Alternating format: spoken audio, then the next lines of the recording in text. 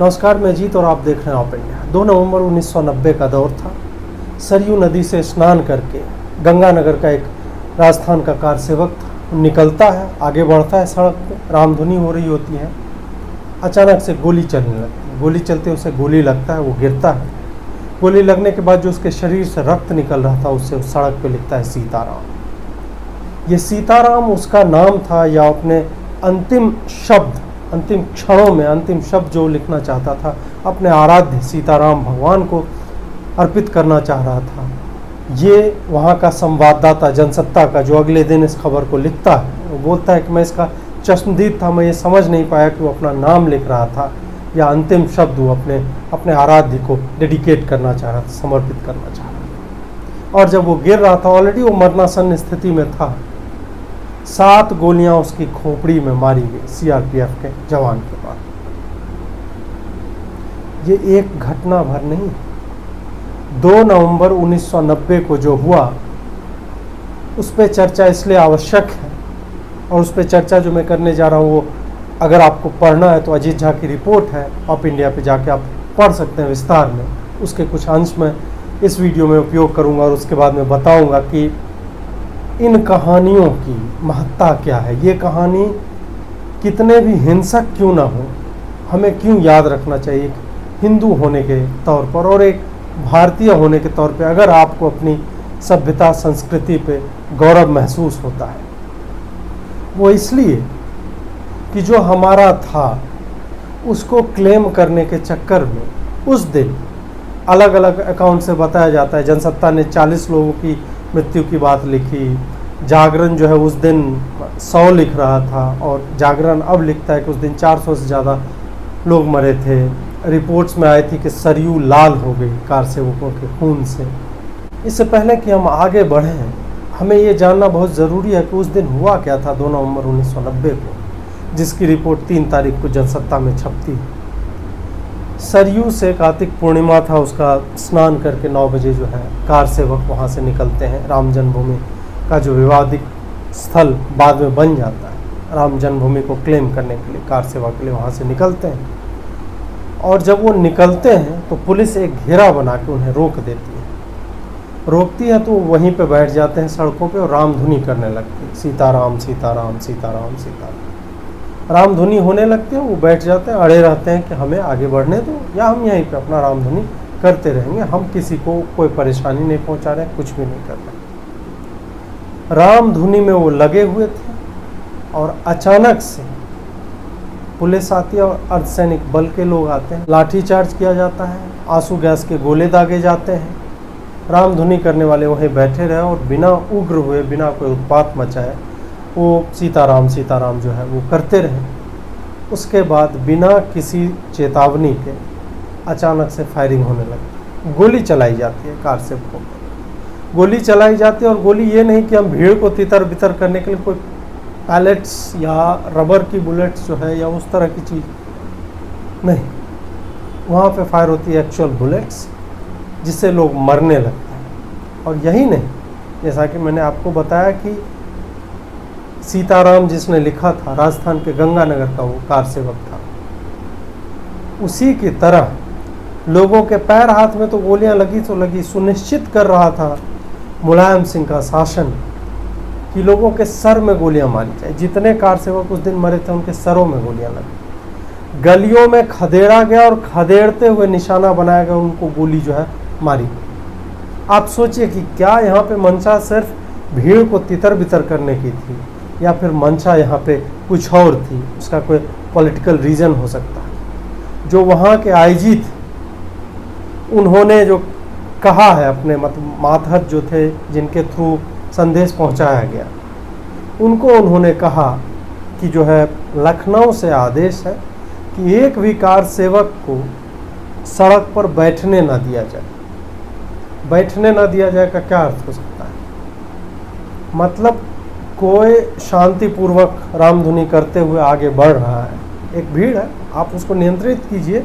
भीड़ को नियंत्रित कब करते हैं? जब वो पब्लिक प्रॉपर्टी को डैमेज करने लगते हैं, या जब वो किसी भी तरह के सौहार्द का वातावरण जो है उसको बिगाड़ना चाहती है, किसी भी इलाके के कानून व्यवस्था को डिस्टर्ब करती है। क्या वो भीड़ ऐसा कर रही थी? वो भीड़ ऐसा कुछ नहीं कर रही थी। वो रामधुनी करते हुए राम जन्मभूमि की तरफ आगे बढ़ रही थी। या आगे क्यों बढ़ रहे थे लोग? इसके क्या कारण थे? इस समय मतलब इसका कारण तो हाईली पॉलिटिकल ही था कि आगे से सोमनाथ मंदिर से शुरू करते हैं। लाल कृष्ण आडवाणी जो है वो एक रथ यात्रा शुरू करते हैं 25 सितंबर 1990 को, जिस रथ यात्रा को 30 अक्टूबर 1990 को राम जन्मभूमि स्थल पे पहुंचना था। अब इसमें क्या हो जाता है कि वीपी सिंह जो प्राइम मिनिस्टर थे इंडिया के और मुलायम सिंह, इन दोनों में ये टशन चल रही थी कि मुसलमानों का कौन सबसे बड़ा चहेता है। वीपी सिंह को ये गवारा नहीं था कि उसके एरिया में जब मुलायम सिंह के एरिया में वो पहुंचेगा, और मुलायम सिंह ने खुल्लम खुल्ला ऐलान कर रखा था तुम अयोध्या में घुसो तो सही, फिर हम बताते हैं तुमको कि कानून व्यवस्था क्या होती है। ये खुल्लम खुल्ला चेतावनी दे दी थी। और उससे पहले क्या हो गया कि मुलायम सिंह अपना जो है वो एक इमेज बिल्डअप करें, लालू यादव ने बिहार में आडवाणी का रथ जो है रोक दिया।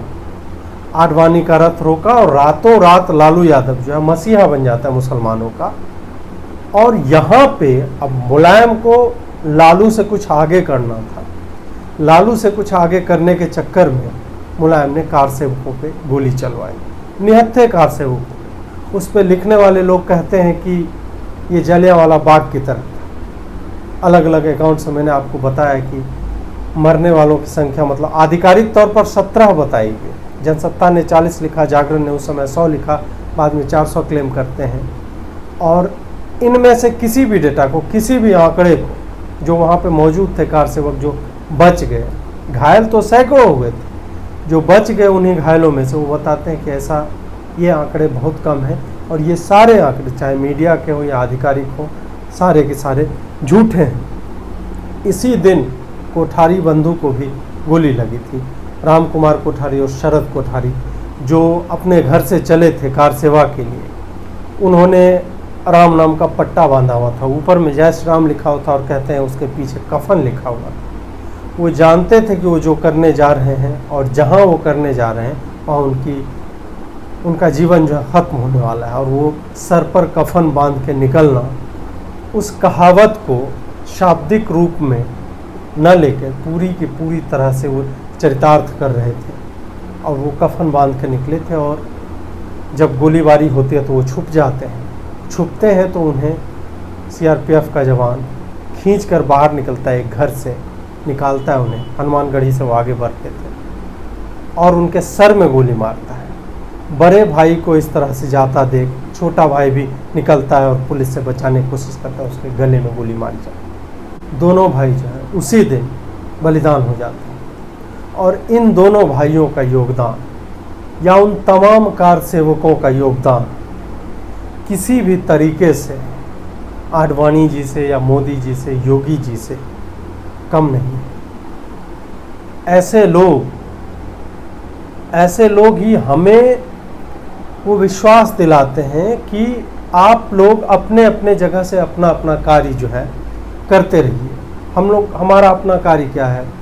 हम मीडिया में हैं, हम अपने तरह से वामपंथियों से जो नैरेटिव की लड़ाई है वो लड़ रहे हैं। कोई किसान है वो अनाज पैदा कर रहा है, वैज्ञानिक हैं वो देश सेवा में डायरेक्टली लगे हुए हैं, सैनिक हैं, अफसर हैं, वो लोग लगे हैं, पुलिस, हर जगह हर व्यक्ति अपना योगदान राष्ट्र सेवा में कर रहा है।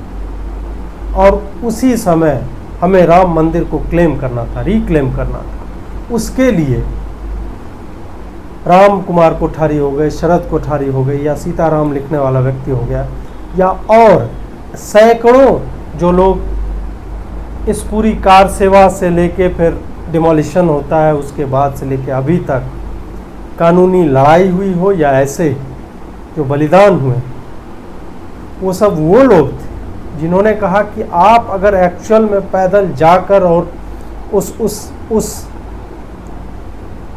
खराब स्ट्रक्चर को जो नासूर की तरह हर एक हिंदू को चुभता रहेगा कि तुम्हारे सबसे बड़े आराध्य की जन्मभूमि के ऊपर एक मस्जिद ला के रख दी गई। और कहा गया कि इतिहास जो है 1528 से ही शुरू होता है। उस नासूर को गिराने में उन्होंने कहा कि आप अपना कार्य कीजिए, हम अपना काम करेंगे और हम आपका प्रतिनिधि बन के हम वहाँ तक जाएंगे। मैं ये नहीं जानता कि कानूनी तौर पे उस स्ट्रक्चर को गिराना गलत है या सही, लेकिन एक हिंदू के तौर पे वो पहले से ही एक गैरकानूनी स्ट्रक्चर था और उसको तो सरकारी खर्चे से डायनामाइट लगा के उसको तोड़ना चाहिए था और सरकार को फंड देने चाहिए थे कि ये राम जन्मभूमि है और 100 करोड़ लोगों की आस्था का सवाल है और वहाँ पे हम राम का मंदिर, भव्य मंदिर बनाएंगे।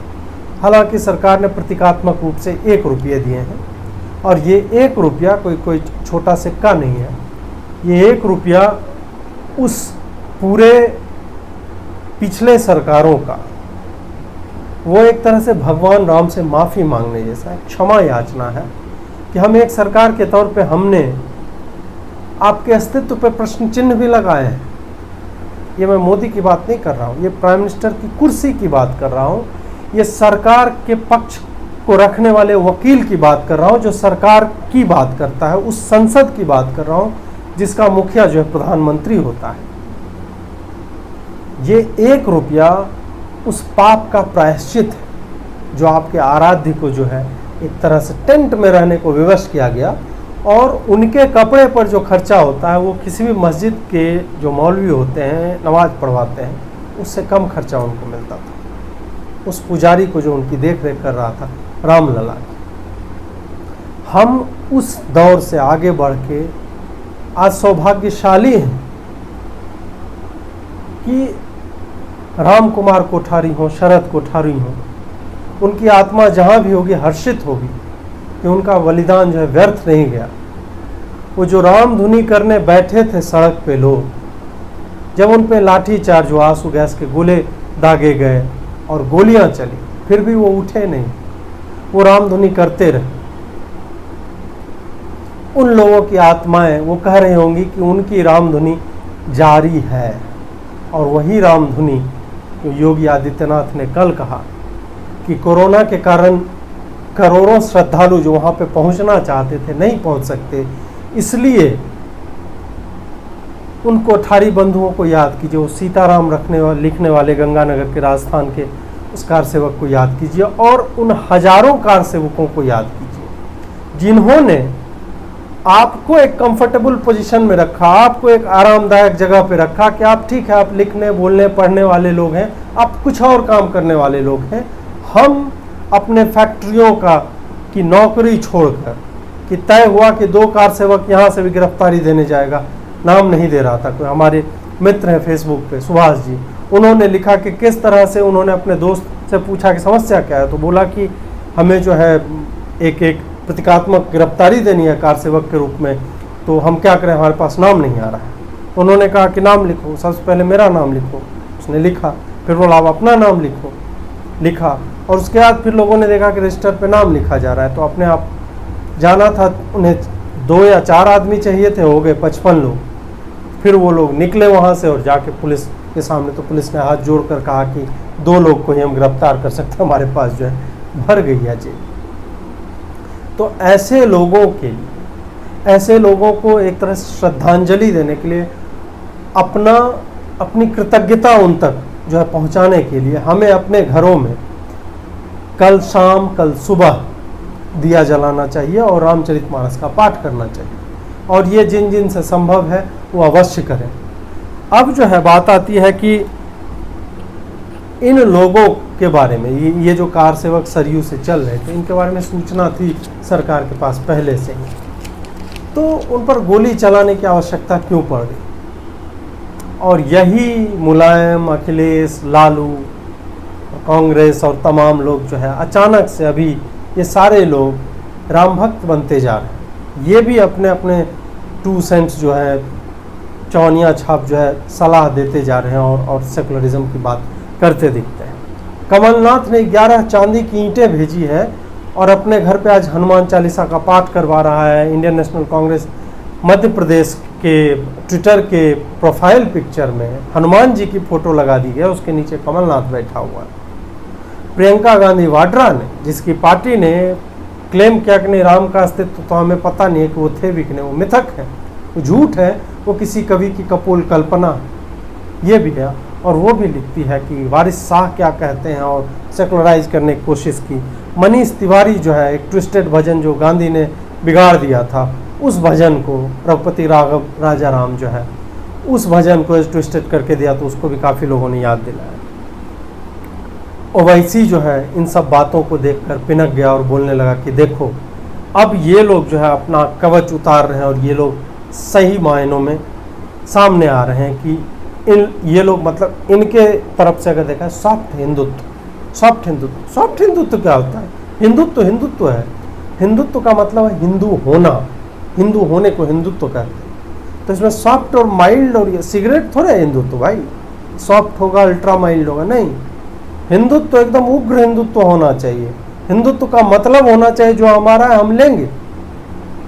हम जो इतने सालों से, सैकड़ों सालों से सहते आए हैं, अब हमारी जो है सामूहिक आस्था का एक एक प्रतीक, एक फिजिकल शेप ले रहा है, भौतिक रूप ले रहा है, एक भव्य मंदिर बनने जा रहा है।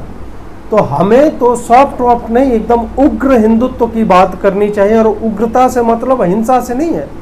उग्रता से मतलब है कि कोई कहे कि जय श्री राम जो है एक वार कराए, उसको मतलब उसको कायदे से समझाया जाना चाहिए, ये उग्रता है।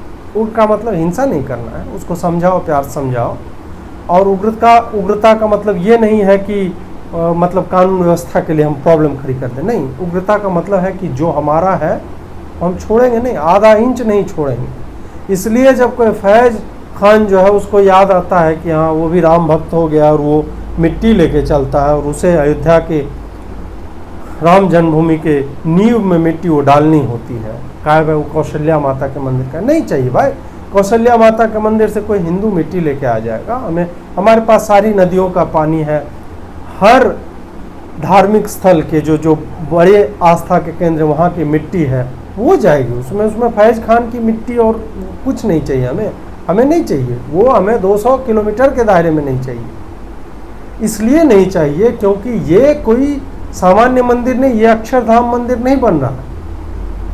ये राम मंदिर एक आस्था का दूसरी आस्था से टकराव हुआ था, उसे तोड़कर ध्वस्त किया गया था और हमें डिमीन करने के लिए उसी मंदिर के ऊपर, उसके पिलर के ऊपर जो मस्जिद बना दी गई थी। तो हम कैसे ले लें? तुम जिन काफिरों को वाजिबुल कत्ल मानते हो, हम तुमसे कैसे ले लें मिट्टी? हमें संदेह होता है ऐसे लोगों पे कि ये लोग अपना नाम सिर्फ लिखवाना चाहते हैं और इसका कोई पर्पस नहीं। और पर्पस हो भी हमें नहीं चाहिए भाई, हमें एक हिंदू के तौर पे ये चाहिए ही नहीं। ओवैसी जो है वो कह रहा है कि खुल के वही सॉफ्ट हिंदुत्व हो रहा है तमाम, कि अब ये लोग, मुझे बड़ी खुशी, I am glad that people are coming out in true sense. ठीक है भाई, ओवैसी का क्या, वो शिया मुसलमान, उसको तो इससे कोई मतलब ही नहीं होना चाहिए, लेकिन वो फिर भी बार बार इसमें आ रहा है और वकील है। सुप्रीम कोर्ट ने इस पे दे दिया अपना डिसीजन, वकील होते हुए सुप्रीम कोर्ट के डिसीजन को मानने के लिए तैयार नहीं है। और इसका एक ही लक्ष्य है कि वो मुसलमानों का सबसे बड़ा नेता बनना चाहता है। भाई जो है वो किस तरह का पगलेट है, आप लोग जानते ही हैं कि 15 सेकंड वाली बात कर रहा था कि दिखा देंगे हिंदुओं को। दिखा दो ना, आओ, हिंदू बैठा हुआ यहाँ पे 100 करोड़, दिखाओ, देख लेंगे तुम्हें। जब जब दिखाने की कोशिश किया हमने तुम्हें देखा और कायदे से देखेंगे आगे भी, जब जब दिखाने की कोशिश करोगे। ये वो हिंदू नहीं है, वो दौर चला गया 59 कार सेवकों को जला के दंगों का भार जो हिंदुओं के नाम कर देना, वो दौर चला गया। अब आके तो देखो तुम वारिस पठान और ये सब जो टुटपुंजिए जो लल्लू चप्पू कुछ भी बोल कर निकल लेते हैं, आओ ना, आकर देखो तो पहला स्टेप तो लो।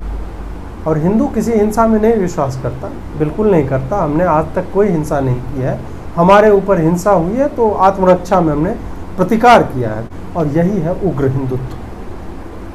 उग्र हिंदुत्व से मतलब सिर्फ ये नहीं है कि मतलब जोर जोर से बोला जा रहा है और हल्ला किया जाए, जय श्री राम का नारा लगा, नहीं। उग्र हिंदुत्व का मतलब सिर्फ और सिर्फ एक है कि जो हमारा है वो हमारा है। हमारी सामूहिक आस्था किसी चीज़ में है तो उसे तुम बेकार के नैरेटिव बनाकर, उसे तुम इतिहास को ट्विस्ट करके उसे तुम जो है मतलब बाकी मजहबों और रिलीजनों में जो है तुम्हारा आ जाता है कि नहीं आस्था का विषय है, इसमें जो है सुप्रीम कोर्ट नहीं पढ़ना चाहिए और इसमें कोई नहीं पढ़ेगा, हम अपना अपना धर्म हम खुद चलाएंगे। तो हिंदुओं को ये कंसेशन क्यों नहीं है? यही है उग्र हिंदुत्व की। अगर जब तुम डिमांड करने लगोगे तो सबरीमला का भी वर्डिक्ट तुम्हारे फेवर में आएगा। जब तुम पुश करने लगोगे तो ट्रवनकोर के राजा जो थे पद्मनाभ स्वामी टेम्पल का, उसका भी एडमिनिस्ट्रेशन तुम्हारे हाथ में आएगा। तो जब तक, क्योंकि अंततः जनता ही सुप्रीम अथॉरिटी है, वही सुप्रीम पावर है, तो जब तक तुम अपना उग्र हिंदुत्व हर फॉर्म में, ये माइल्ड होके और सेकुलरिज्म का चोला ओढ़ना, सेकुलर तो हम लोग बाय बर्थ हैं, सेकुलर तो हमारे डीएनए में, हम तो जेनेटिकली सेकुलर आदमी हैं। हमने तो उन लोगों को यहाँ पे बसने दिया जिसे पूरी दुनिया ने दुत्कारा। यहूदियों को, पारसियों को, किसको हमने यहाँ पे बसने नहीं दिया? बलात्कारियों को, आतताइयों को, आतंकवादियों को और उनकी संतानों को हम झेल रहे थे और झेल रहे हैं। हमने सबको बसने दिया। तो सेकुलर होने की हमें आवश्यकता नहीं है। कुछ लोग लिख रहे हैं कि ये नेशनल यूनिटी का कैसे उदाहरण हो गया, ये क्या बात हुई, प्रियंका गांधी ने ये कैसे लिख दिया? बिल्कुल है, 100 करोड़ हिंदू हैं और हिंदुओं को सपोर्ट करने वाले जितने भी लोग हैं, जो भी भारतीय सभ्यता और संस्कृति को सपोर्ट करते हैं, राम ही है और हिंदू आस्था ही है जो पूरे भारत को यूनाइट करती है। या तो उस हिसाब से चलो या फिर कॉन्स्टिट्यूशन के हिसाब से चलो। काहे कि हम मेजॉरिटी हैं, हम 100 करोड़ हैं और जाहिर सी बात है कि 100 करोड़ होने का मतलब ये नहीं हो जाता है कि बहुसंख्यक की कोई बात नहीं मानी जाएगी। मतलब ये होता आया था, लेकिन ऐसा होना नहीं चाहिए। हम हैं और हमारे हिसाब से चलेगा निज़ाम यहाँ का, हिंदुओं के हिसाब से चलेगा। और हिंदुओं का हिसाब बड़ा ही अच्छा रहा है। हिंदुओं का हिसाब से मतलब ये नहीं बोल रहा हूँ कि मैं सबको हिंदू बना दूँ, नहीं, जिनको बनना है वो बन जाए, वेल एंड गुड, लेकिन हम किसी को फोर्स नहीं करेंगे। हिंदुओं का कहीं सुना है कि किसी दूसरे देश के ऊपर कब्जा कर लिया हमने? कहीं सुना कि हिंदू जो है क्रिश्चियंस को, मुस्लिम्स को कन्वर्ट करवा रहे हैं? हमारे पास कन्वर्जन का कोई जरिया ही नहीं है भाई।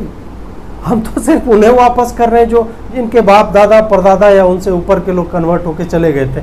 वो अगर वापस आना चाहते, हिंदू बनना चाहते, तो हम उसे फैसिलिटेट करते हैं। हमारे पास तो कोई एक किताब ही नहीं है जिसमें लिखा हुआ हो कि मुसलमान को हिंदू कैसे बनाए, ईसाई को हिंदू कैसे बनाए। नहीं, वो तरीका ही नहीं है हमारे पास, क्योंकि हमारे पूर्वजों ने कभी सोचा ही नहीं था कि इस तरह के भी कुत्सित काम जो है, ये दुष्कृत्य है, ये दुष्कर्म है, ये पाप है किसी को कन्वर्ट करवा देना। और चाहे तुम तलवार रख के करवाओ, जो बनना चाहता है, जिसकी आस्था बन रही है वो जाए, वो मुसलमान बन जाए, वो ईसाई बन जाए, उसको जो बनना है वो बन जाए। लेकिन हम हिंदू जो है किसी को फोर्स नहीं कर रहा है। तो हिंदुओं का शासन तो देख लो तुम कि किसको सताया हमने।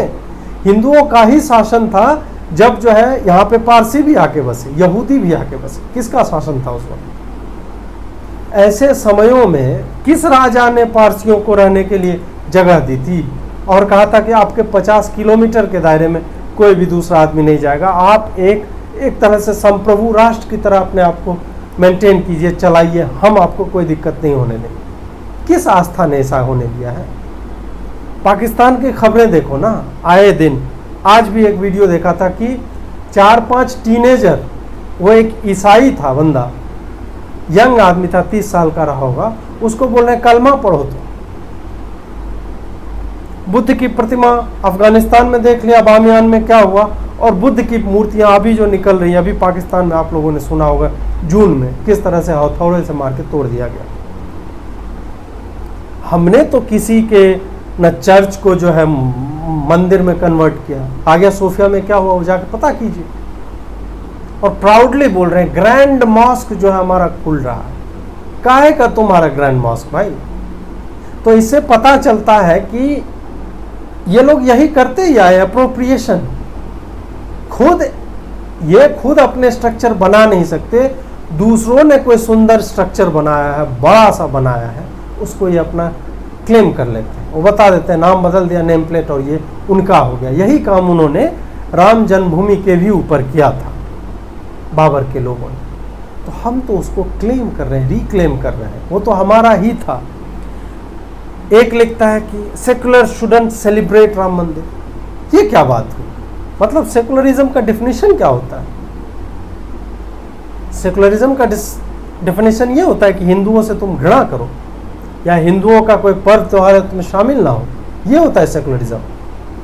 मतलब मुसलमानों से ज़्यादा मुसलमान बन के वो जाली वाली टोपी लगा के, कंधे पे वो चेक वाला गमछा लगा के, मतलब वहाँ पे जो मुसलमान है उस इफ्तार पार्टी में नेता, उसकी ना दाढ़ी है ना उसने टोपी लगाया, वो कोट पैंट पहन के आया हुआ है, और जो पूरा मतलब जन्म कर्म सब चीज़ से दिखता हिंदू है, वो जो है तुरंत जालीदार टोपी लगा के एकदम बैठ गया और दुआ भी पढ़ रहा है। उसको पढ़ने घंटा नहीं आता होगा, लेकिन वो दुआ बराबर पढ़े जा रहा है आंख मूंद करके, ऐसे करके। ये सेकुलरिज्म था। सेकुलरिज्म क्या ये होता है कि इस्लामी रीति रिवाजों में, मतलब उनका कोई पर्व हो उसमें शरीक हो जाना, और दिवाली मिलन में ना जाना, दुर्गा पूजा पे जो है बधाई ना भेजना, उसमें जाओ ना, उसमें पंडालों में घूमो, प्रसाद खाओ। उस वक्त कहाँ जाता है इन नेताओं का सेकुलरिज्म? वो सेकुलरिज्म नहीं है, वो सबसे ज़्यादा कम्युनल चीज़ है। सेकुलरिज्म क्या है वो बहुत ही सीधे और आसान शब्दों में समझाता हूँ। सेकुलरिज्म हिंदुओं की जीवन शैली है। हिंदुओं की जीवन शैली से इतर कुछ भी हो रहा है दुनिया में, that is not secular, that is highly communal. वो सांप्रदायिक चीज़ है जो हिंदुओं की जीवन शैली से मेल नहीं खाता है। और हिंदुओं की जीवन शैली क्या है? हिंदुओं की जीवन शैली है कि वो अपने 33 प्रकार के देवी देवताओं को जैसे पूजता है, उसी तरह वो मुसलमान के बारे में सोचता है कि ये 34वें तरह के हैं, इनका अपना है, मुझे कोई दिक्कत नहीं है। जैसे राम के भक्तों को शिव के भक्तों से दिक्कत नहीं होती है, साकार ब्रह्म को पूजने वालों को निराकार ब्रह्म के उपासकों से कोई समस्या नहीं होती है। देश में 135 संप्रदाय हैं, हिंदुओं में अलग अलग हैं, नागा बाबा हैं, अखाड़े अलग अलग हैं। आपको हिंदू जो है हर वैरायटी में मिल जाएगा। इसलिए उसके लिए ये एक्सेप्ट करना कि ये ईसाई है, ये गिरजाघर में पूजा करता है, अच्छा उसका मंदिर अलग तरह का दिखता है, उस पर क्रॉस लगा हुआ होता है, इसका मंदिर जो अलग तरह का दिखता है उस पर चांद तारा लगा हुआ होता है। तो ये स्वीकार करना किसी हिंदू के लिए बहुत ही नेचुरली आता है, क्योंकि हमने हमेशा से यही किया है। वही कम्युनल क्या है? कम्युनल ये है कि आप ये बिलीव करने लगते हैं कि जो आपका है वही सर्वश्रेष्ठ है। वो थॉट अपने आप में कम्युनल हो जाता है, और जो थॉट आपकी किताबों में लिखा हुआ है कि जो तुम्हारे दायरे से बाहर है उसको मार दो, काट डालो, और फिर चालाकी से तुम 2 लाइन कहीं और लिख देते हो कि नहीं एक मानव की हत्या पूरे मानवता की हत्या है। नहीं भाई, ऐसे नहीं चलेगा। एक ही किताब में मतलब अलग अलग जगहों पे, और तुम्हारा ये जो उलेमा लोग हैं, देवबंदी कुछ कर रहा है, बरेलवी कुछ कर रहा है, वो कह रहा है काफिर अगर तुम्हारे काम के हों तो उसका प्रयोग करो, उसका मदद ले लो, अगर तुम्हें आगे बढ़ने में मदद। कोई बोल रहा है कि नहीं काफिर को देखते ही मार देना चाहिए। इस तरह की भी चीज़ें हैं ना। और काफिर तो हर मजहब और रिलीजन के लिए कोई ना कोई रहा ही है, और वो हम रहे हिंदू। काफिरों पे उपनिवेशवाद किसने किया? हिंदुओं ने क्या किया? आप देखिए कि क्या हिंदू कन्वर्जन करता है? नहीं करता है। क्या हिंदू जो है दूसरे देशों में कॉलोनी बनाता है, बसाता है, छेक लेता है जगहों को, वहाँ से हटने की कोशिश नहीं करता, वहाँ अपना राज चलाता है? नहीं करता है। कोई इतिहास नहीं है ऐसा। क्या हिंदू इफ्तार पार्टियों में नहीं जाता है? बिल्कुल जाता है। लेकिन वही दूसरे मजहब के लोग, क्या वो कन्वर्जन एक्टिविटीज़ में आज तक व्यस्त नहीं है? क्या उनके मस्जिदों से या उनके बड़े बड़े संस्थाएं जो हैं उससे फंडिंग नहीं होती है कन्वर्जन के लिए, खास करके हिंदुओं के और आदिवासियों के कन्वर्जन के लिए? क्या वेटिकन और चर्च जो है फंडिंग नहीं करता कन्वर्जन एक्टिविटीज़ के लिए, मिशनरी एक्टिविटीज़ के लिए? बिल्कुल करता है। क्या इन दोनों ही फेथ ने ऐतिहासिक तौर पे लगातार देशों को कुचला नहीं है? चाकू की तलवार की नोक पे जो है कन्वर्जन, मतलब पूरे के पूरे राष्ट्र को मुसलमान या ईसाई नहीं बनाया? जाके देखिए अफ्रीका में कैसे लोग मुसलमान हो गए भाई, अफ्रीका में कैसे लोग ईसाई बन गए, उनका फेथ तो कुछ और था। क्यों? पाकिस्तान के लोग कैसे मुसलमान बन गए, अफगानिस्तान के लोग कैसे मुसलमान बन गए, कब मुसलमान बन गए ये लोग? तो क्या हमने ऐसा किया? तो वही बोल रहा हूँ, secularism is in true sense Hindu way of life. उससे इतर कुछ भी है that is not secular and can not be called secular. Secular का मतलब ये नहीं होता है हिंदू घृणा करने लगो। Hindu phobia is not secularism, जो सैडली मतलब हिंदू फोबिया जो है सिनोनिम हो गया सेकुलरिज्म इन इंडिया का या इनफैक्ट इन वर्ल्ड का। हमें अपने आप को सेकुलर बताने की आवश्यकता है नहीं। और देखिए कि जिनको दर्द हो रहा है उनको तो होगा ही, जैसे कि श्री मजनू भाई ने कहा है एक जगह पे कि बोलने दे, तकलीफ हुआ है, बोल, तू बोल। तो उसी तरह ट्विटर पे लिखने दीजिए, तकलीफ हुआ है, दर्द हुआ है बेचारे को। तो ये लोग ट्विटर पे भी नहीं लिखेंगे। और कल 5 अगस्त जो है आने वाला है, तो आप लोग क्या चाहते हैं कि लोग कुछ कहीं पे ना बोलें? ये तो गलत बात है ना। अब व्यक्ति की आज़ादी है, सबको बोलने दीजिए, उनको सेकुलरिज्म अपने हिसाब से डिफाइन करने दीजिए, उनको हमें ये भुलाने दीजिए अपने नैरेटिव के द्वारा, हमारी स्मृति से वो जो भुलाने की कोशिश कर रहे हैं। और इस हिंदू आस्था के महापर्व को, जो कि एक तरह से युग परिवर्तनकारी होता है, यहाँ से युग बदल जाएगा, वैसी घटना है ये। और हम अपने तमाम पापों के बावजूद, हमने कई पाप किए होंगे अपने अपने जीवन में, छोटे बड़े, उसके बावजूद इस घटना का साक्षी बनेंगे हम कि हमारे सामने राम मंदिर बना था। आपको इसका पुण्य मिलेगा।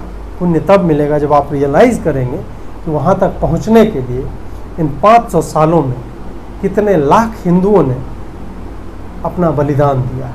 इसलिए जो बोल रहे हैं बोलने दीजिए उनको। कच्चे पिसे हुए आलू की तस्वीर बरनोल का, इसे मैं मतलब प्रायोजक तो नहीं है इस वीडियो का, लेकिन फिर भी ठीक है, बरनोल की याद आ जाती है बहुत लोगों को। तो उसका जो है ये सब का सप्लाई के बारे में वो सब फोटो उन तक चिपकाते रहिए।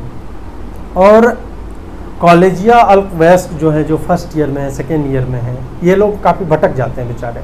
भटकेंगे, उन्होंने इतिहास पढ़ा है, इतिहास को खोजा नहीं है।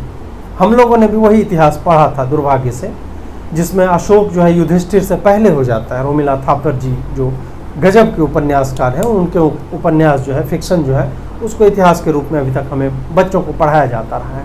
तो ऐसे उपन्यासकार इरफान हबीब भी हैं, रामचंद्र गुहा हैं, ऐसे लोग जो हैं, तो इनका इतिहास आपने पढ़ा है। तो बच्चों से मेरी उम्मीद है, ये जो फर्स्ट ईयर सेकेंड ईयर वाले हैं, कि आप लोग जाके सर्च कीजिए, खोजिए, इतिहास को खोजना पड़ रहा है। जब तक आप ऑल्टरनेटिव नहीं पढ़ेंगे, आपको जो इतिहास पढ़ाया गया वो बिल्कुल विशुद्ध झूठ है और हिंदू घृणा से लवरेज भरा हुआ है, हिंदू घृणा से। तो और सेकुलरिज्म की मैंने परिभाषा आप लोगों को, बच्चों को बता ही दी है कि सेकुलरिज्म क्या है। अगर आप हिंदू हैं, बाय डिफ़ॉल्ट आप सेकुलर हैं। अगर आप हिंदुओं के वे ऑफ लाइफ को हेट करते हैं, that means you are communal. Hindu के एग्जिस्टेंस से आपको हेट्रेड आता है आपके मन में, आप उन्हें काफिर कहते हैं। काफिर सबसे बड़ा रेसिस्ट वर्ड, कोई आपको काफिर कह रहा है, इससे बड़ा भेदभावपूर्ण शब्द है ही नहीं डिक्शनरी में। और मानव सभ्यता में इससे घटिया शब्द आया ही नहीं है जो मुसलमान यूज करते हैं हिंदुओं के लिए। और इस शब्द पे बैन लगना चाहिए।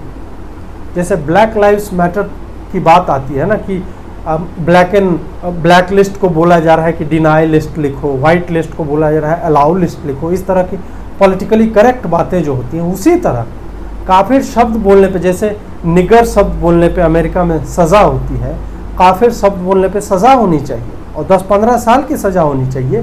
क्योंकि ये एक मजहब के वैल्यू सिस्टम में घुसा हुआ है कि काफिर को मार दो देखते हुए।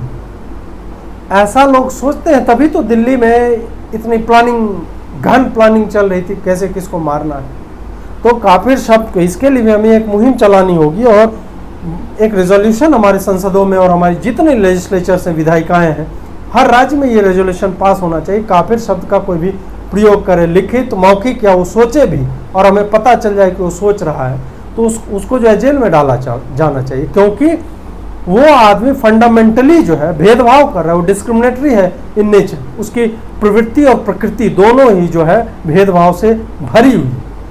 तो इसके लिए मैं चाहूँगा कि आप लोग भी इस शब्द को लेकर, तो खास करके डिमीनिंग वर्ड है हिंदुओं के लिए, गैर मुसलमानों के लिए काफिर जो है एक बहुत ही घटिया शब्द है। और उसके लिए हर हिंदू को, हर ईसाई को, जो भी है, इसकी प्रताड़ना जो भी सह रहा है, चाहे मानसिक रूप से और फिजिकली। तो आपको पता ही है शार्ली एब्दो में क्या हुआ और आईसिस क्या कर रहा है, और ये यूरोप के तमाम शहरों में कैसे फट पड़ रहे हैं अपना एक एक नारा लगाते हुए।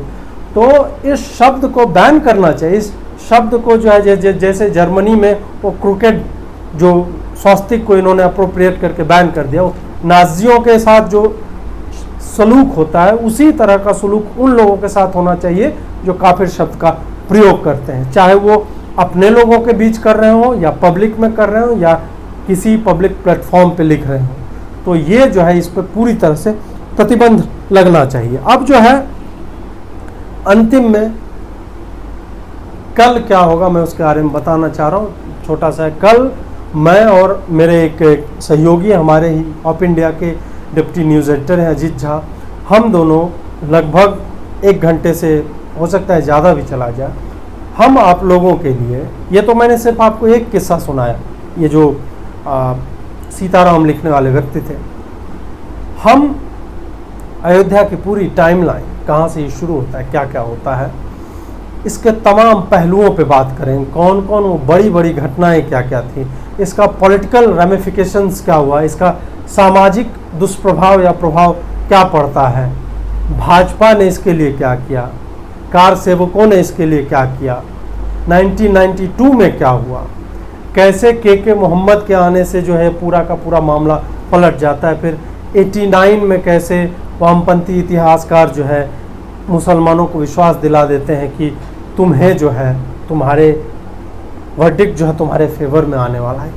तमाम बातों पे बात करते हुए हम भूमि पूजन क्यों जरूरी है और हिंदुओं को क्यों इसे माइल्डली नहीं काफ़ी उग्र होकर सेलिब्रेट करना चाहिए कि हाँ रामलला हम आए और मंदिर बनाना शुरू कर चुके हैं। मंदिर तो इतना विशाल बनना चाहिए कि उसके साइज के अनुपात में जो विधर्मी लोग हैं जिन्हें दिक्कत है इस मंदिर से, वो देखें या उसका नाम सुने, उसके आकार का वो डायमेंशंस जब पढ़ें या देखें कहीं पे, तो उन्हें उतना ही दुख पहुंचना चाहिए, उनका उतना ही जलना चाहिए, स्थान विशेष में भक्क से आग लगनी चाहिए, वो इस तरह का विशाल और भव्य होना चाहिए। और अयोध्या का पूरा नगर मतलब उसके हर एक प्रतीक चिन्ह को राम मंदिर की शैली में बना। मैंने सुना कि अभी वो लोग जो स्टेशन है रेलवे स्टेशन वो उसी शैली में मंदिर शैली में उसका निर्माण होने जा रहा है। बिल्कुल एयरपोर्ट बनाओ, जितने सड़कें हैं उस पर चौराहे हैं राम भगवान की मूर्ति लगाओ, रामायण के जितने पात्र हैं उन सब की मूर्तियां लगाओ, दीवारों को रंग दो, रामायण की बातें होनी चाहिए। अयोध्या लगे कि हाँ राम यहीं पे पैदा हुए थे और ये यहीं से राम राज्य का कॉन्सेप्ट आता है। जुड़े रहिए, बहुत बहुत आभार आपका, नमस्कार।